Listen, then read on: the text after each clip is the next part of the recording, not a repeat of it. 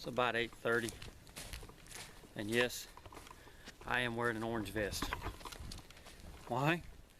Well, it's hunting season in Louisiana, and I am in the national forest, so that's probably a pretty good idea to wear orange. Some people who might live in the city, you know, with the mentality of if it moves, then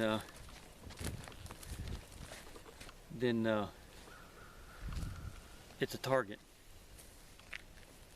Speaking of that, look what I just found.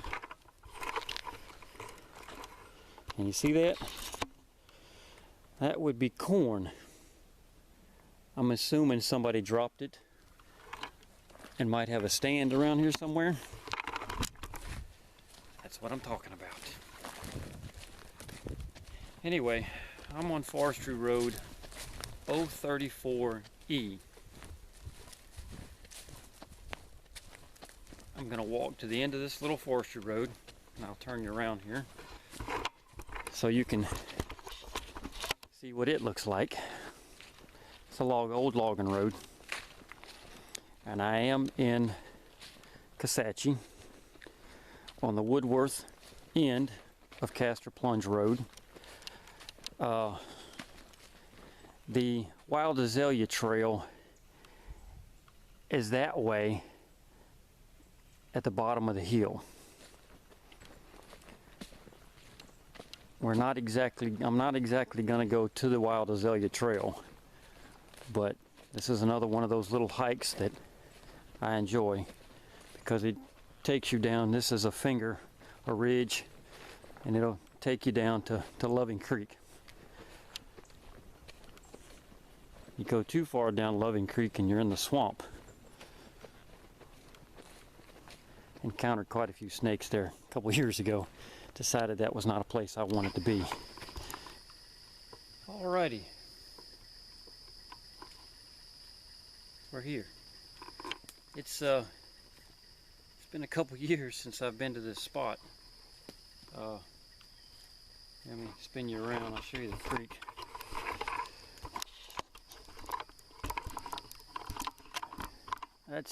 That's Loving Creek.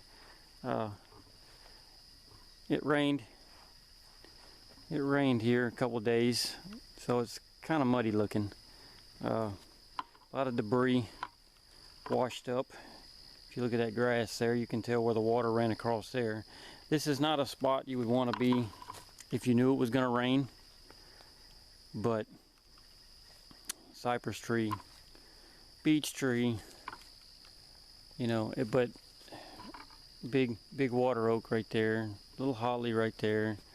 But this is not a place you want to be if you knew it was going to rain, or if it has been raining, because it is low. It's right along the creek, and this is not a place you want to be in the middle of the summertime because the mosquitoes will eat you alive.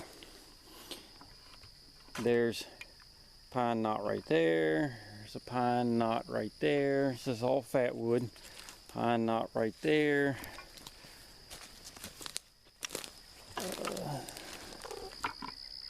A big standing pine knot right there, and another one over there.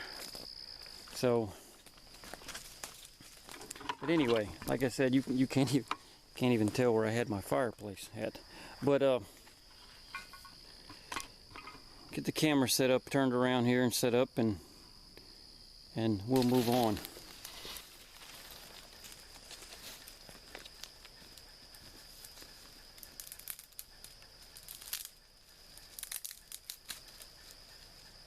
Like I said, it's been raining here the last couple of days, and everything's wet. But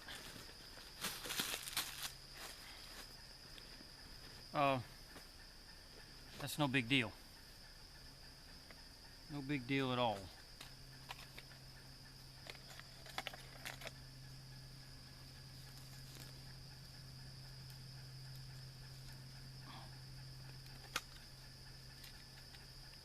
Now, my point today is the theme, the topic, however you want to put it, of what is bushcraft. People get wrapped up way too much in what is bushcraft.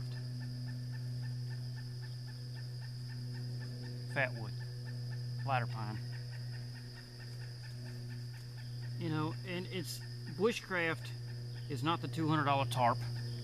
It's not the $200 pack, you know, canvas pack. It's not. That's not what it is. Bushcraft is being able to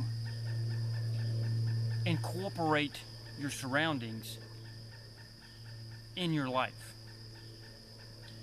in your situation. It can be fun, it can be a hobby, it can be survival.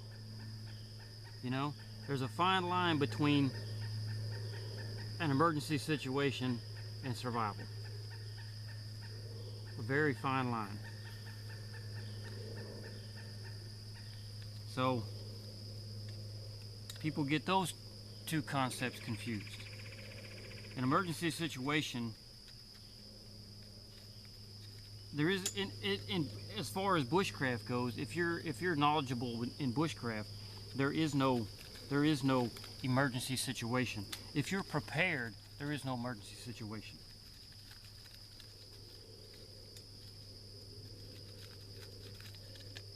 Bushcraft can be whatever you want it to be. You know, you don't have to go to a big school, pay lots of money for bushcraft. This is bushcraft. Learning your environment, learning your surroundings, being able to live off your surroundings, knowing, having the knowledge. That's bushcraft, the knowledge. It's not the fancy tools. It's not the fancy gear, the fancy packs. That's not what it is. That's not at all what it is.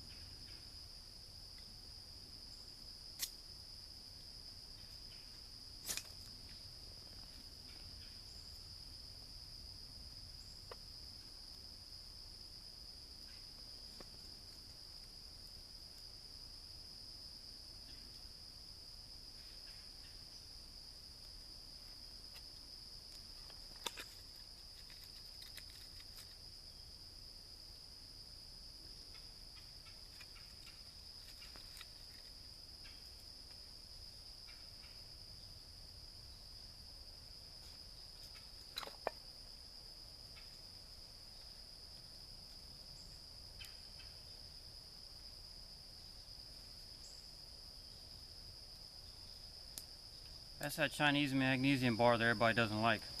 I'm sitting on my poncho, my military poncho. I have 550 cord, 50 foot of it, I guess. Headlamp, pair of leather gloves, lunch, beef jerky, and the beef jerky was made locally. Everybody seen my Altoids tender can with fat wood, pre-processed fat wood that you can do anytime sitting around the campfire. You just gather some up and split it up. My magnesium bar. Now I have three containers of bug spray. Yes, bugs are that bad in Louisiana. No, two of them.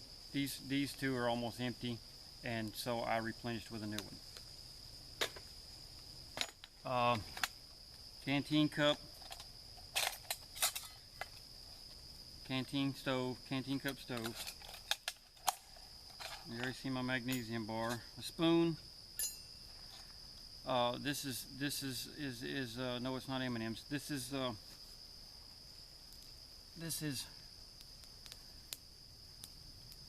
I can't even think.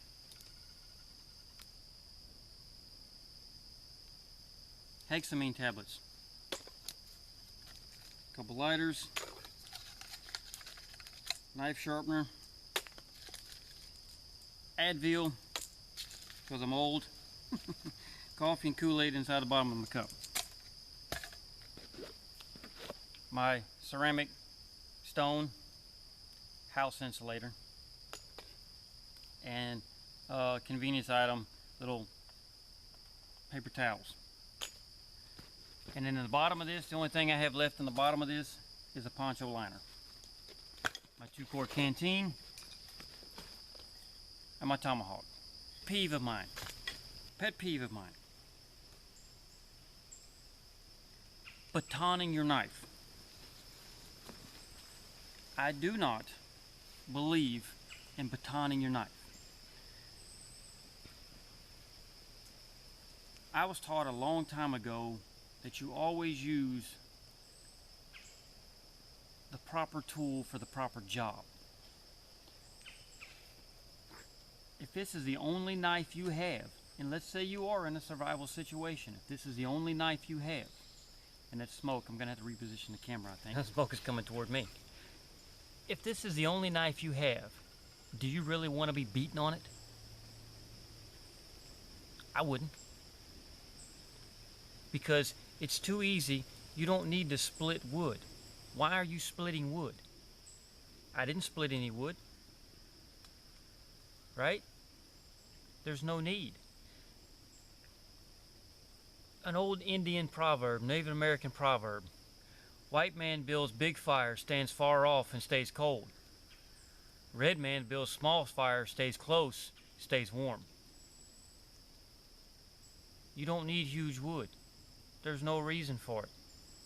If you're freezing to death in the middle of the wintertime, you build a small fire, put something around you to block the wind and the cold, sit close to the fire, you're much better off than building a huge fire that consumes massive amounts of fuel that you have to replenish.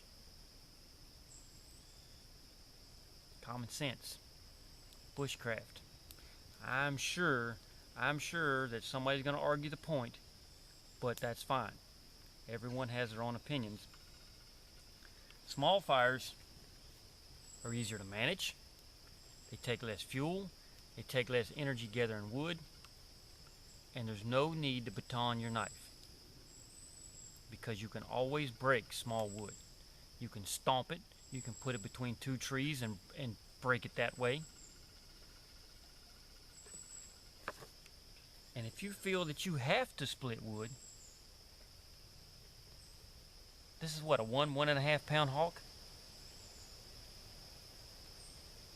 I will not baton my knife. Can I baton my knives? They are full tang. Every knife I have is full tang.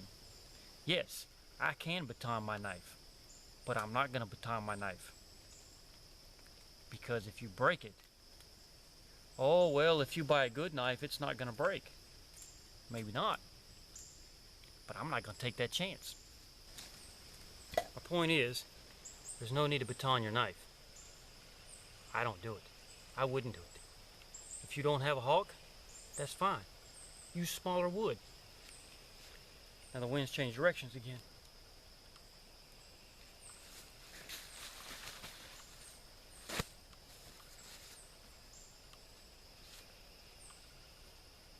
And you will see